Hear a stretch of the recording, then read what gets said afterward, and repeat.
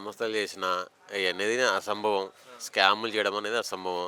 కొన్ని కొన్ని అదే వెబ్‌సైట్‌లో ఆంధ్రప్రదేశ్ అదే వెబ్‌సైట్‌లో ఇప్పటికి కూడా అలాగే ఉన్నాయి.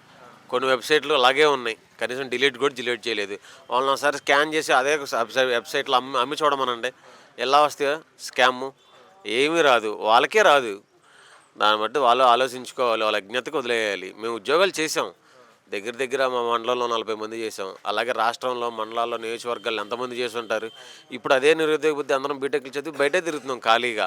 ఏం చేయాలో తెలియక రోడ్ల మీద తిరుగుతున్నాం. ఏదో కూలి పనో ఇప్పుడు మాది పల్లెటూరు కాబట్టి ఏదో వ్యవసాయం చేసుకోవడమో, లేదా తల్లిదండ్రులతో పాటు ఏదో కూలి పనికెళ్దామని ఆలోచిస్తున్నాం. నేను బీటెక్ చదివాను.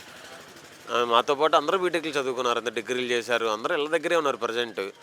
రీసెంట్‌గా మా ఫ్రెండ్స్ కూడా అలాగే సచివాలయంలో వాలంటీర్‌గా చేసినోళ్ళు కూడా ఇంటి దగ్గరే తిరుగుతున్నారు.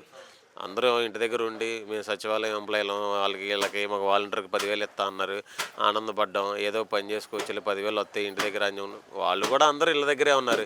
ఆ 10,000 లేవు. వైన్ షాప్‌లో ఉద్యోగాలు లేవు. నా తోటోళ్ళు కొంతమంది ఇసుక ర్యాంపుల్లో కూడా చేశారు ఉద్యోగాలు. ఆ! గవర్నమెంట్ అదే గవర్నమెంట్ అమ్మింది. డైరెక్ట్ గవర్నమెంట్‌కి చేయటం స్లిప్ రాసి పంపించడం ఆన్‌లైన్ వెళ్ళిపోయాయి ఎప్పటికప్పుడు. ఇప్పుడు ప్రెజెంట్ ఎట్ట నడుస్తుందో అందరికి ఆళ్ళకి తెలుసు, జనాలకి తెలుసు, మాకు తెలుసు.